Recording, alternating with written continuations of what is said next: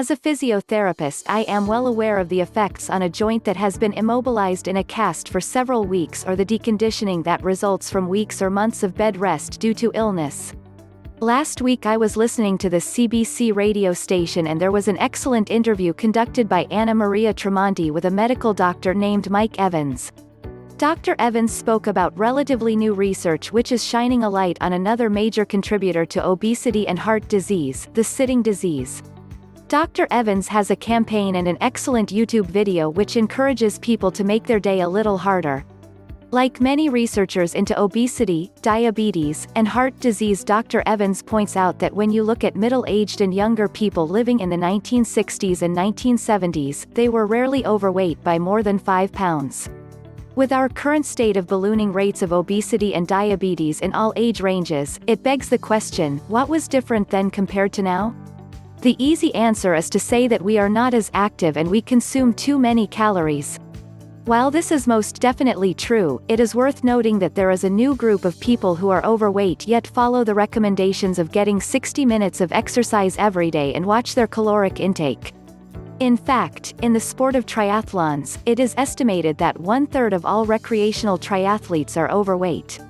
People researching the sitting disease tell us that even if you are exercising 60 minutes a day before or after work, a sedentary work life puts you at the same risk for diabetes as the person not exercising at all. Researchers have found that no matter how active people are, most of us sit for 9 hours a day. It seems exercise does not change the overall time spent sitting. Genevieve Healy, Ph.D., coined the term active couch potato to describe people who exercise regularly and then sit most of the day at work. What is clear is that our bodies are meant to be moving. We have not yet evolved to sit in our car to commute to work, to sit at work, to sit during lunch, to again sit in our cars only to get home, to sit at the dinner table and finally relax while sitting in front of the television. Mark Hamilton, Ph.D., says that when we sit, our metabolic rates slow down and our sugar-burning ability slows down, leading to chronically elevated blood sugars. A recent study in the American Journal of Epidemiology reports that a man who sits more than 6 hours a day has an 18% increased risk of dying from a heart attack and a 7.8% increased risk of dying from diabetes. It is clear that exercise is good for us, but if we then spend 6 or more hours a day sitting, it completely negates the benefit. A 12-year study of 17,000 Canadians found that the more people sat, the earlier they died, and this was regardless of age, body weight, or how much they exercised. Adding to the weight of evidence of the perils of the sitting disease is that a key gene which prevents clotting of blood and inflammation of the cardiovascular system is almost shut off when you sit for a couple of hours, and even more startling is that this gene is not turned on with exercise if you sit most of the day. So when we look back at pictures of people from the 1970s and earlier and we notice how svelte they are, we have to wonder if the fact is that sitting less made all the difference.